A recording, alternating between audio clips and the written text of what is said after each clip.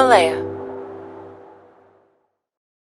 You're listening to The Girl with Self-Esteem Issues, a Himalaya learning podcast. To access my Own Your Shit handbook filled with key insights and exercises, and to join a community where you can chat with me directly, go to Himalaya.com/Rosie and enter promo code Rosie at checkout for your first 14 days absolutely free. I hope to see you there.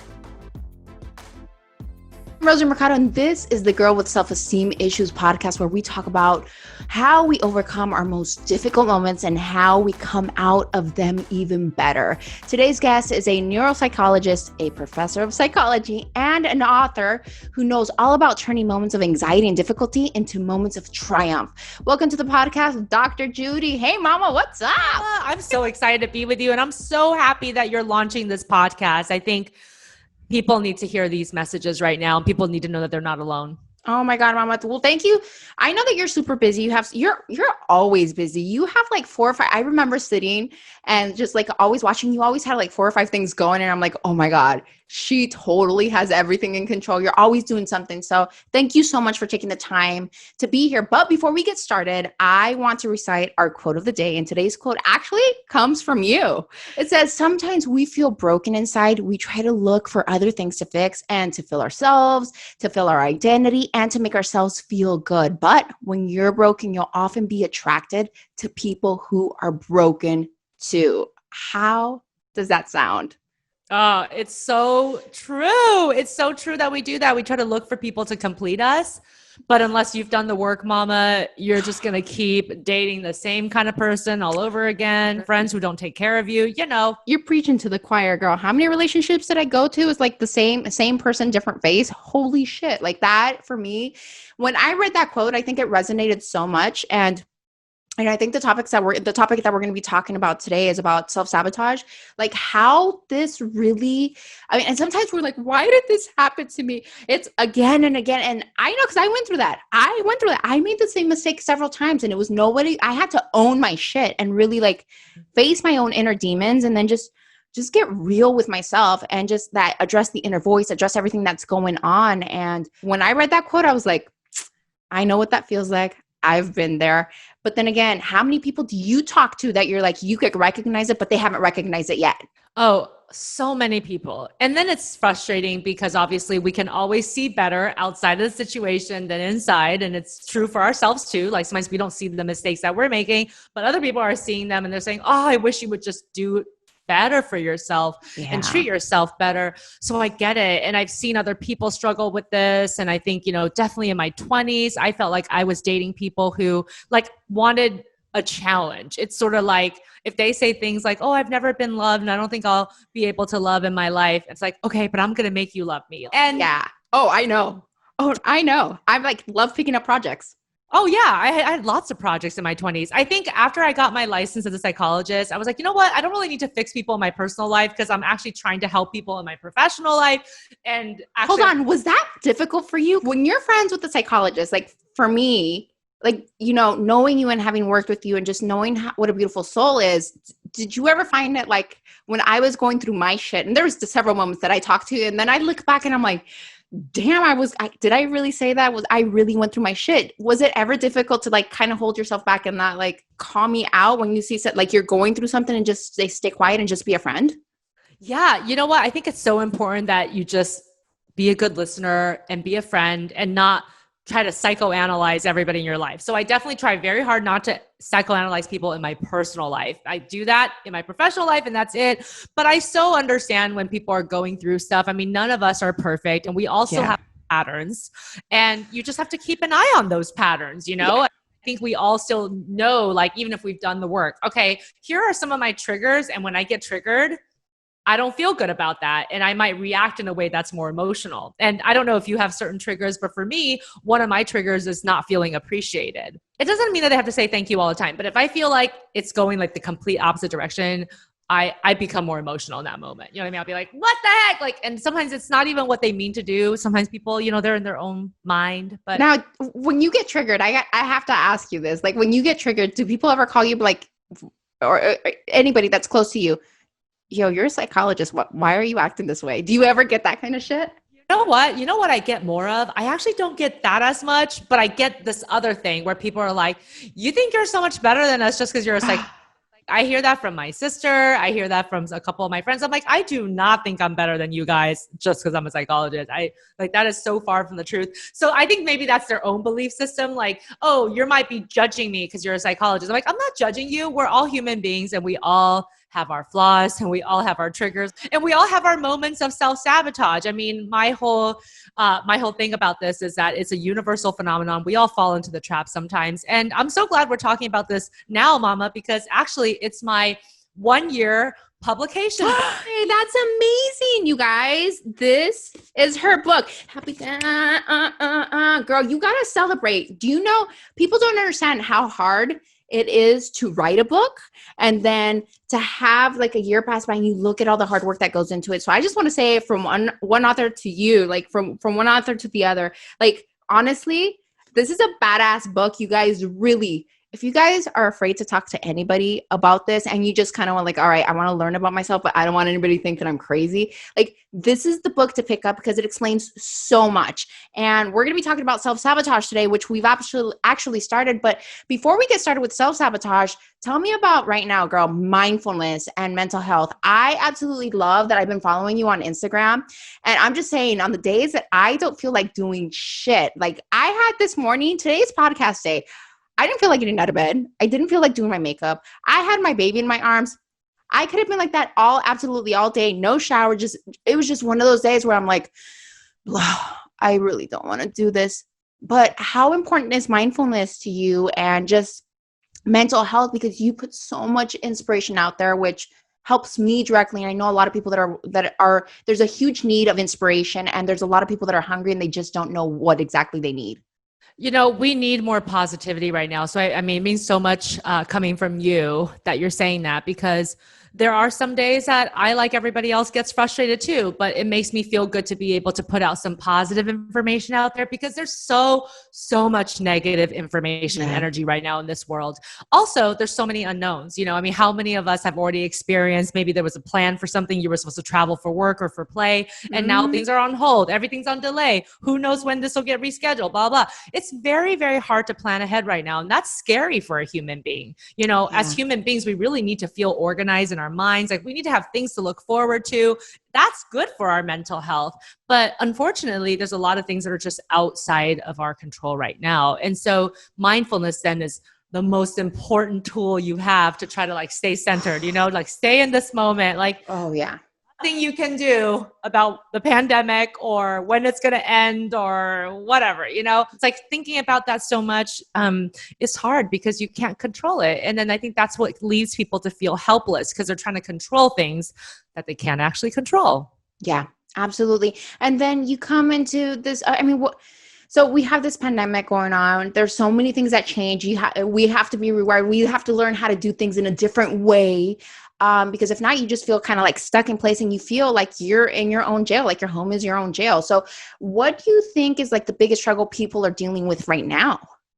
I think the biggest struggle that people are dealing with right now is prioritizing what they need to do next. I think the fact that our home environment and our work environment, like social environment, like everything's all blended and condensed into one thing. Yeah. Because most people are not going out and partying. I mean, yeah, every once in a while you might do a social distancing visit, but in general, you're not free to do whatever you want.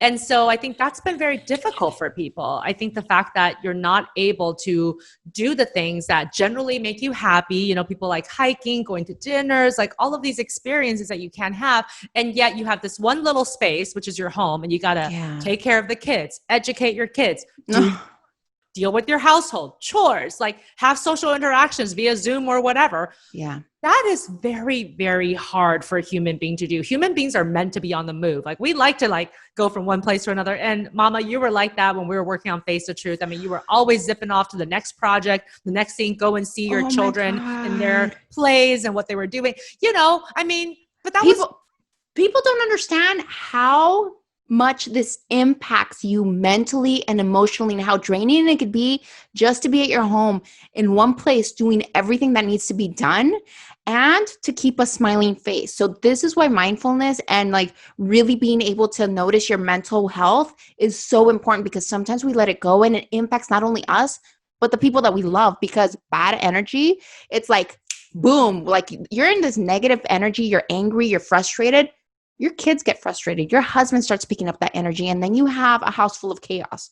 And then what happens next? It's just like this domino effect that keeps going and going and going. So that's what I love, that you post so many things, like instant tips that you could do in order to change that before you self-sabotage. All right, mama. So what happens? Like, what are things like I love going to your Instagram, and let me tell you why. You guys need to follow her, because if I'm having a shit day and it's kind of like everything kind of falls into place. And it always is when you have like this bad day or you're like in this negative emotion, it's like that like starts creating more negativity, and it starts attracting that negativity. So when I go to your Instagram, you have quick tips like that to change your energy, change your mood.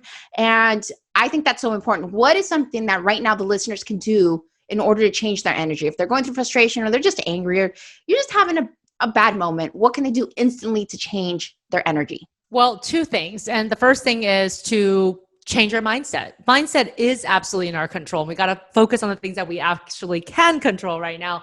And so the way to change your mindset, the very quick way, is just to name 3 things that you're grateful for. And some days you're going to be grateful for bigger things like this. So every morning I do like my 3 things of gratitude. I just start my morning with it. But it's also really great when you're like in a moment of distress and you want to do it at that moment. But this morning when I woke up, I had my 3 things of gratitude. And one is like, I'm glad I have my health.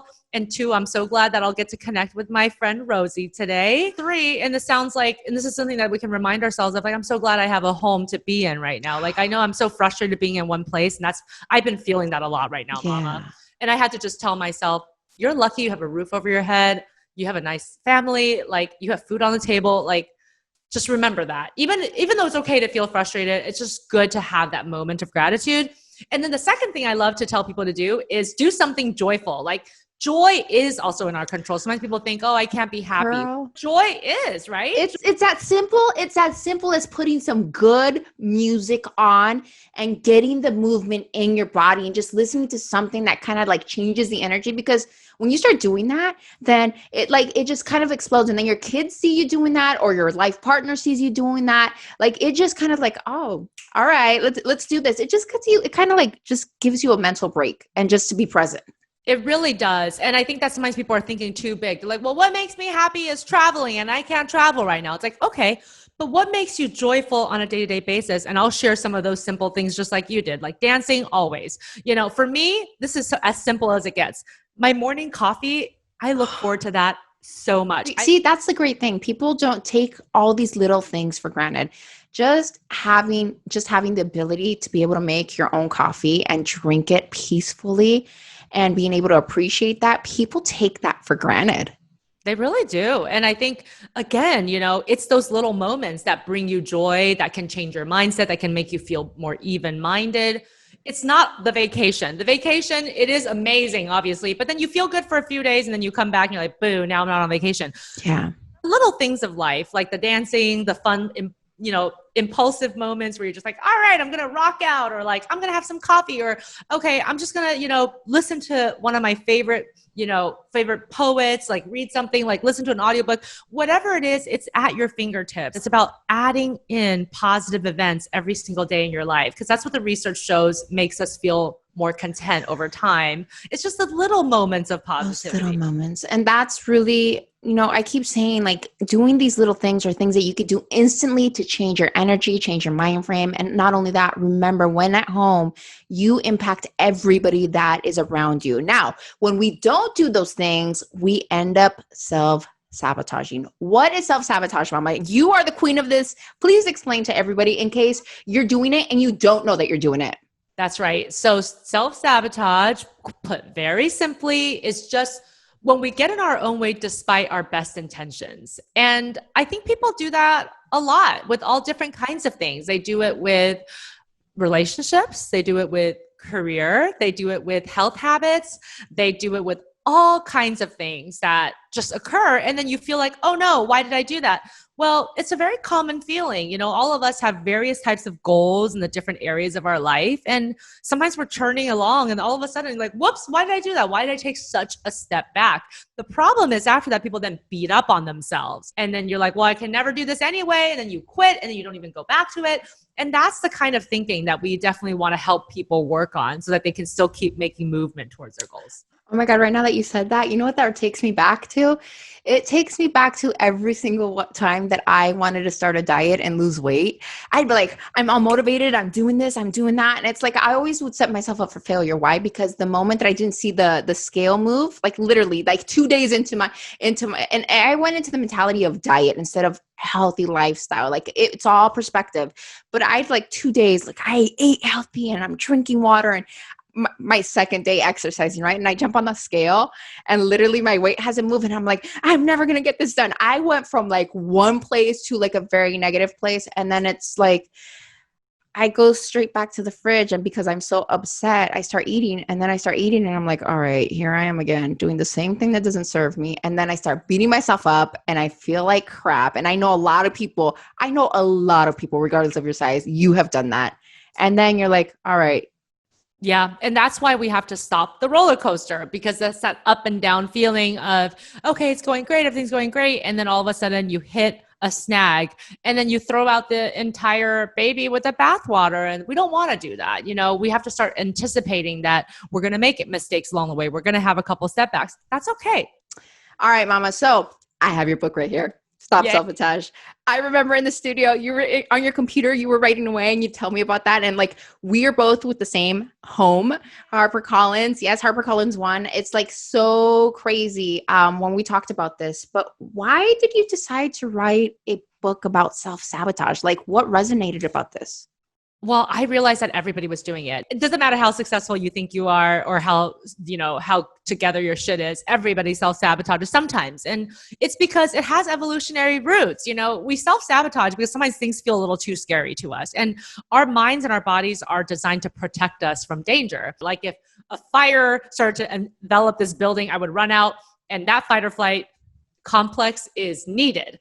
But sometimes we have that fight or flight come up, and maybe it's just more fear that isn't founded. You know, it's like, but what if somebody doesn't like my message? Or what if that person rejects me? Or what if this relationship fails again? Or, you know, what if I try to apply for this new job and I get laughed at? And those types of things obviously are risky, but don't let yourself get afraid to the point where your fight or flight gets triggered and then you start running away from it. So that's basically what happens in self-sabotage, is that your tendency to avoid threat goes on overdrive, but it still comes from a good place. The good place is that your mind and your body are trying to protect you. And that's why it has evolutionary roots. It's all about survival. And your self-sabotage triggers come up when your mind and your body maybe mistakenly assess the situation as like a problem for your survival, when really it just feels uncomfortable, you know?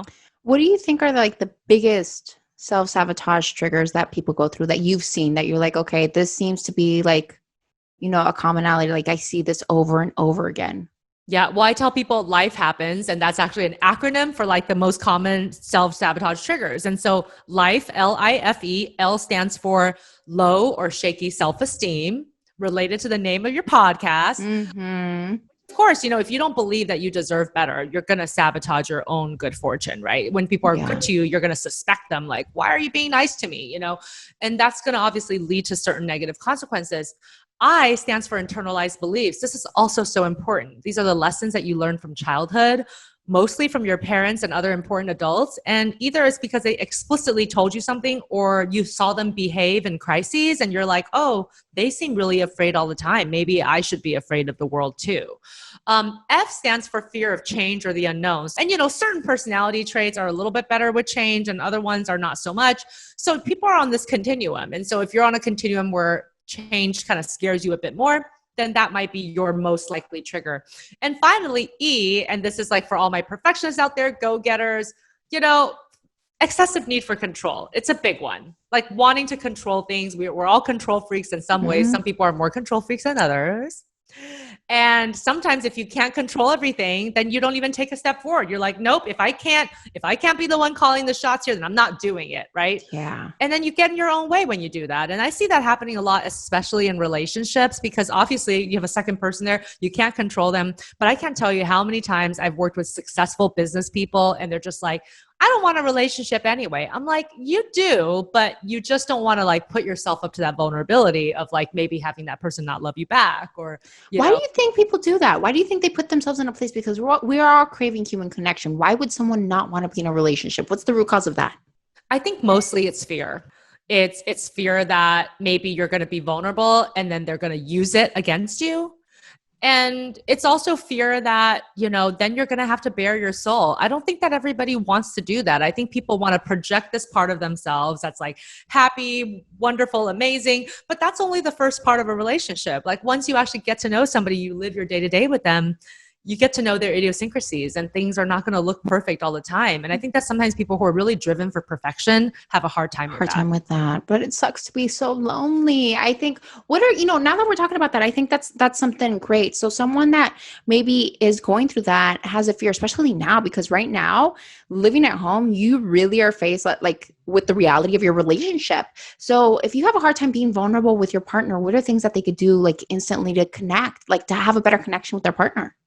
I think it's all about taking the time to slow down and trying to have quality time without distractions. I think it's so hard right now because, you can be thinking that you're having quality time, but you're watching TV, looking at the phone at the same time, like thinking about all this stuff in your mind. I think that people are just trying to rush through things and then maybe they're uncomfortable with like the silence. One of my favorite things to do actually is to like sit by myself and like have dinner by myself. I think that felt a little bit scary at first, because Why? Before the pandemic, I think it feels like, oh, people are going to judge me if I walk into a restaurant by myself. Like I don't have a date and I'm just by myself. But actually I grew to love it. And I think that it takes time to get there because sometimes you're thinking people are judging you. Yeah, you're so caught up in the whole mental, like what if, and how, and the reactions people will have. Yeah, but you know what? Guess what? No one cares about you. Even if they have a judgment about you, they might think one thing and then boop, they forgot. They're just having their wine and they've totally moved on to some other topic, But I think in the beginning, it feels kind of more scary to be on your own. And I talk to people who have a hard time being on their own or like have a hard time with like meditation. And I'm like, well, why is that? And they say, well, I don't really want to look inside and be scared at what I find. And I'm like, but you know what? When you look inside and you see what you find, it's never as scary as you think it is. When you actually take the time to look and like take that deep breath and have the courage to look, it's not that scary, girl. No, and I think it's so important that, I know that a lot of people are so scared to look inward, but I think it's so important because number one, it answers so many questions to your day-to-day actions, day-to-day choices. And then on top of it, it gives you a deeper sense of, okay, this is what I like. This is who I'm about. This is what pisses me off. This is my trigger. You get to understand your triggers.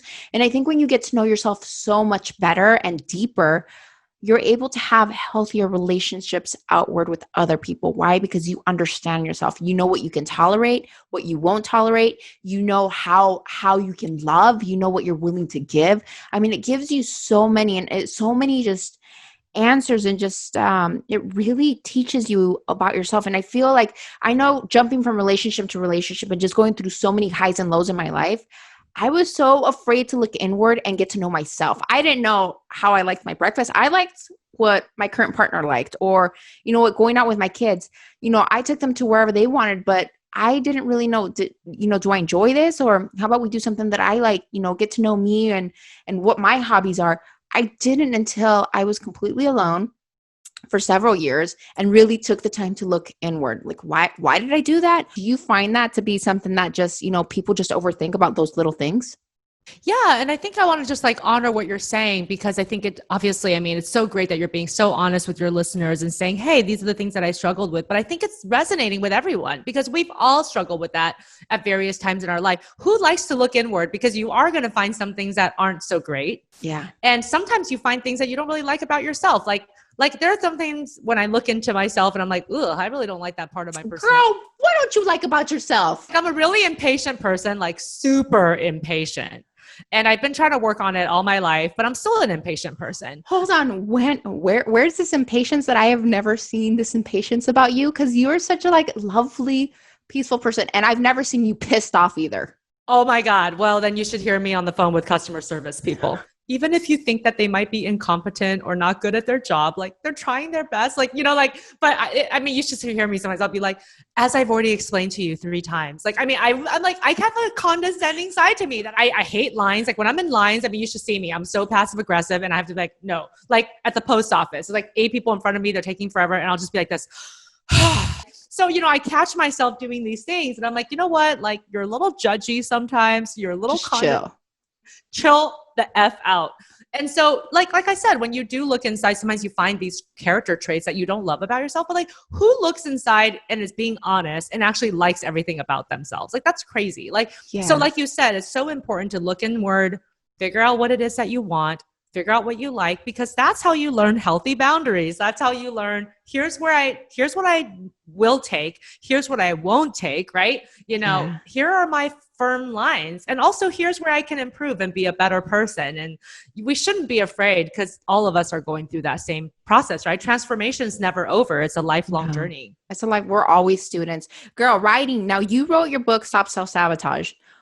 Did that, like, how do you feel? Did you learn about how you sabotaged your own self in different ways throughout writing, you know, the book? You're like, I mean, was this like this aha moment? Because I know when writing my book, I'm like, damn, why did I make that decision? Why did I feel that?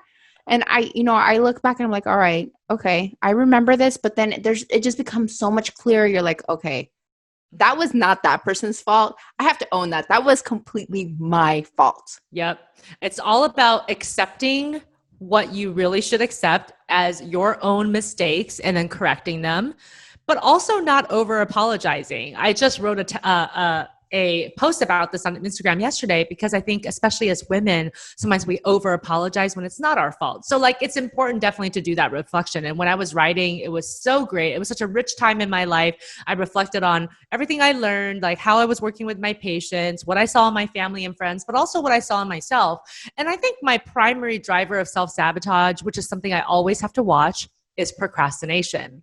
Mm-hmm. You know, that's something that I think in my youth, I used as a way to like say, but this is when I do my best work. You know, I wait till the last minute, then I get super excited and like, I'm super motivated, but then eventually you screw up. And like, that is the worst thing that I could do. Like, I hate that feeling of not being prepared now. And so I think I definitely learned some lessons because at first you're like, oh, procrastination is not going to be a problem. And then you start to suffer consequences. You know, you get called out by your bosses, you know, they catch your mistakes. They're like this.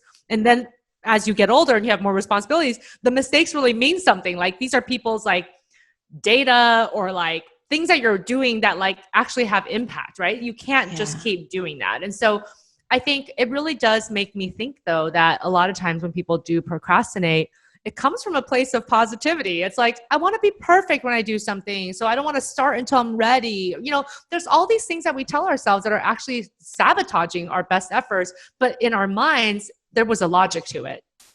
How can we look at self-sabotage, you know, and look at it, okay, I did this.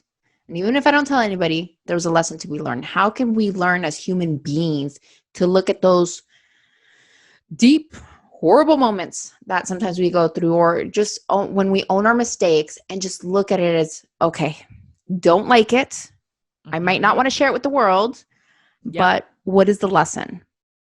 I think it's all about, I mean, it's kind of like what you just said right there, where it's just like, just accepting that it is what it is and accepting that you're going to have emotions about it. I think sometimes we're so afraid, especially in our culture, of negative emotion. And it's really not our fault. Like we're taught every day in our culture to like only talk about the things that are happy. And when you look at like the ads on TV, like everyone's happy all the time, you know? I mean, I always laugh when I look at those medication ads and they're reading that long list of horrible side effects and they're like skipping across the lawn. I'm like, no, you know? But that's just the way our culture works. And I think that, so it's not all of our fault, but it is something that our culture really desires, this idea of like not having any negative emotion. But without negative emotion, how are you going to know positive emotion? And also, all emotions are telling us something. It's adaptive and it's evolutionary. So you need to look at that emotion and be like, why am I feeling this way? What does this mean? What can I learn from you? And that's kind of what I think. I think that when people get used to their discomfort and they know that it's temporary, because all emotions are temporary, then they'll start to be able to get back on the train a lot quicker instead of saying, well, I'm just going to forget it, write this whole thing off. I failed. It's like, no, you can feel bad for a few hours and then just get back on the horse. It's no big deal. And I think that's so important. Allow yourself to feel those emotions. If you failed at something, that's okay. I mean, that's life directing you, saying, "Hey, this isn't working." I mean, it's not the end all of everything, but I mean, you and you've seen me go through some moments where I'm like, I can't believe that just happened. And I go through and I'm pissed. I'm literally pissed because I'm having a hard time surrendering. When Face the Truth ended, I was pissed about that. And I had a hard time like dealing with that. And then I'm like, okay, I allow myself, I give it a different story, and, that was a door that got closed and something better is going to come. And I've learned it was an educational step forward for me to learn and to keep growing and figure out, is this something that I really want to do? Is this something that I want to continue? And then I got to learn about myself. So being able to look at those moments that I thought that it was just like the end of the world, it wasn't. I'm still alive. I'm still breathing. And then also not letting that negative movie play in your head over and over, because sometimes that movie never happens. What do you tell people that do that? Yeah, that whole idea of catastrophizing, again, it comes from a protective place. Your mind is trying to protect you, but you can't fast forward to the future to some unknown thing that has a 1% chance of happening. So I think when you notice yourself doing that, what my favorite technique is to say, thank you to my mind. So I've named my mind. My mind is named Betty. And I'll be like, thanks, Betty, but I got this. Like, it's just to remind yourself that I recognize that you're just trying to protect me, but you're like a little overkill right now. You're like that overprotective parent. I need you to like stay away and let me do this. Girl, you named your mind Betty. You're so sweet. Sometimes the voices in my head and people are gonna, like that negative voice that pops up. And sometimes I'm just like, shut the fuck up. I will say it loud when that voice like really gets to me, because sometimes it fills me with fear. And sometimes it's just like you hear that inner voice just like talking shit or just like being negative, and it will get so overwhelming, and I could feel the emotions in my stomach, even though I'm trying not to give it life, but I hear it so strongly and it gets stronger and stronger and stronger. And sometimes I'm just like, shut the fuck up. So I haven't named, maybe I think I should take that technique and be a little bit nicer. So like that, I could just be like, thank you. I'm going to find a name for you, Lola. Yeah, Lola and Betty will have a lot to talk about. All right, girls. So this is where we're going to do something that I like to do, Rosie's Takeaways, where we talk about moments of adversity and the lessons that we learn from those moments. Can you tell me one of those moments of adversity in your life that really taught you a huge lesson and changed you forever? Oh, for sure. So probably the biggest moment of adversity is when I lost my grandmother. She was like a second mother to me. I mean, she raised me. My parents, we were in Taiwan at the time, and they were both trying to hustle and make ends meet for our family. And both of them had 2 jobs. And so who was the one cooking my meals? Who was the one walking me to and from school? It was my grandmother. And so I grew up with her. I had such a strong bond with her. And then when we moved to America, like we would still have visits with her and stuff. But, we asked her to come move to America to be with us. But she's like, no, she's like, I have all my friends in Taiwan. It doesn't make sense. So I was totally respect that decision, but obviously I missed her a lot. And then 5 years ago, she passed away, and it was just horrific. She had cancer, and the cancer had metastasized to all the different parts of her body. It was in her bones and everything. And so we knew that she only had a few months. And so it was a really tough time, because it was also when I was getting married, and she actually passed away only a couple of months after my wedding. And so after she passed away, though, I mean, I can say to this day, even though it's been over 5 years, that I still have so much grief about it. And I felt like whenever she was alive, even though we were far away, she was like totally across the whole ocean, I felt safe. Like I felt like I was protected. Protection. Mm-hmm. And then once she died, I felt like I wasn't protected anymore. And there would just be days where I would wake up and I would just start crying. And I understand that grief comes in waves and it never goes away. But like sometimes I'm so shocked at like how hard I took it. And even now, I think there's some certain days I just really miss her and I just start crying too. But in the months right after she died, I definitely felt like a huge existential crisis. Like I just kind of felt like I was always thinking about my mortality, my own death, my parents' death, like if it was going to come up. I felt like all of this anxiety about like this idea of like the moment of death, like things that I never thought about because I was in my mid 30s. And I feel like sometimes you feel a little bit invincible when you're in your 20s and 30s. You're like, Yeah, you really don't think about that. yeah. But I think once she died, it just made it so much more poignant for me. And for the first time in my life, I had like all of these fears about not being protected. And it was really different than how I've ever felt. And I mean, I would like to say that like, I think it's still a journey. I still have those feelings, but ultimately it taught me the lesson of, you know what, like your life and your identity is not your career. Like I love my career. I love my job, but I overwork myself a lot. I'm a little bit of a workaholic. And I realized that at the end of your life, are you really just going to be thinking about like nobody cares about how many awards you won. Like, no, you care about the relationships that you have with your family. Yeah. And the memories that you have with people that you love and the things that you cherish, experiences, right? Yeah. And you know, our time on Face of Truth is definitely going to go down in time as one of like my most memorable experiences.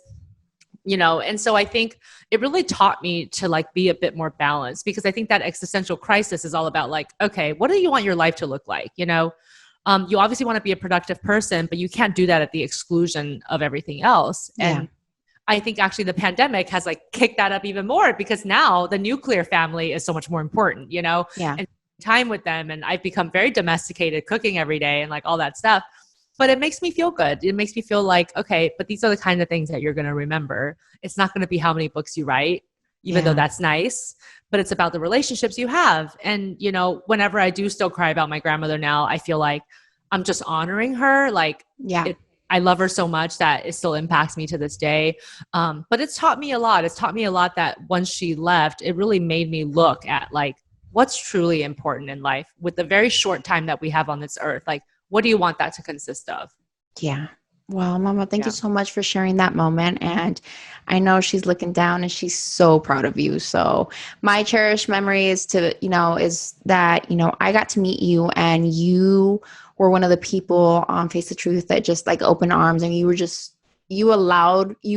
just a place where I could be myself. You never judged me with my ups and downs. And I was going through a learning process and, you're really a genuine, authentic person. And I appreciate that about you. So thank you for that. Thank you for that. And thank you for coming on the podcast and taking the time to share a little bit about everything and just opening about yourself too, because I think people don't, they see you and they don't really understand. Sometimes they have this idea that, they see someone that's public and they're like, that person's perfect. They have a perfect life. They never go through shit. And this is what I like about these takeaways, that we get to see the vulnerable side. We get to see the real side and get to know you a little bit better and a little bit deeper. And I love you so much, Rosie. And you've always been such a good example of that. And of course, I wouldn't judge you because we're all people who have going through these ups and downs at different times in our lives. And it's life. We got to be okay with that and be honest with it. And I actually think that that's what makes you so inspirational for so many people, because they look at you and they say, okay, but if that happens to Rosie, then maybe it's okay that it happens to me. And it's an important message right now because depression is up, anxiety is up, frustration is up. The pandemic is really affecting people's mental health and how they feel about themselves. So I think everything that you're doing now and this podcast is just going to give people hope. And that's really all we want at the end of the day, is to feel hopeful about our lives and our future. Girl, I think you and I are on the same page, always saying, God, use me, use me, use me wherever I go, use me. And if you're dealing with depression, sadness, or anger, frustration, and you need a little inspiration, I'm always all about looking for inspiration, looking quick ways to really transform that energy. Mama, where can they find you? Don't forget to pick up the book, Stop Self-Sabotage. Where can they find you? So please grab a copy of Stop Self-Sabotage. It's available wherever books are sold, including Amazon. And you can follow me on Instagram at Dr. Judy Ho, or check out my website, drjudyho.com. Mama, sending you a big hug. I love you. I'm so proud of you.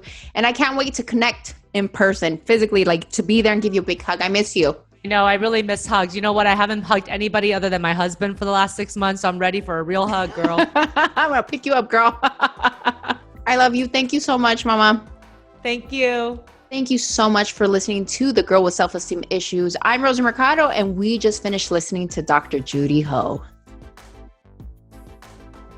Talk about your grief when you feel that you're ready. Some people find it helpful to tell stories of their loss of loved ones or to talk about exactly what they're feeling or whatever's on your mind. Sometimes a person doesn't feel like talking about loss, and know that that's okay too. No one should ever pressure you to talk until you feel completely ready. Do it in your own timing. The most important thing is that you do it. Remember, grief is shown in different ways for everyone. Now, you're going to find moments that you don't feel like talking, but find ways to express and release your emotions and thoughts. I found that writing in a journal about the memories, feelings, and emotions you have of the person you lost and how you're feeling since the loss helps so much. And you could do it in your own private time. Something else that helped me was to preserve memories, create a memorial or a tribute to the person who passed by planting a tree, doing a garden, something that you could honor this person that makes you happy. Also, things that you could do is include mementos, photos, or whatever you choose of this person. You could even write a letter to the person that you lost. In it, you might want to include your feelings, things that you wanted to say that maybe you never got to, or perhaps just a simple thank you to your loved one for being a part of your life. Most important, if you feel lonely, join a support group. Ask a parent, school counselor, a friend, or even your own church how to find one. And if you don't feel comfortable asking, you can always look online. You don't have to be alone with your feelings or your pain. Remember, I am always here to help, always here to grow with you. Thank you for listening to The Girl with Self-Esteem Issues. If you want to hear more about my journey, be sure to check out my memoir, The Girl with Self-Esteem Issues, available both in English and Spanish through HarperCollins and HarperOne. You can find the link to purchase in the show description wherever you're listening to this podcast. This is the look of the day. I'm going to say special thanks for my top to Target.com, my jewelry to Melinda Maria Jewelry, my nails by Lily, makeup by Drea, and my hair by Jennifer Arias. Thank you for listening to The Girl with Self-Esteem Issues, a Himalaya learning podcast.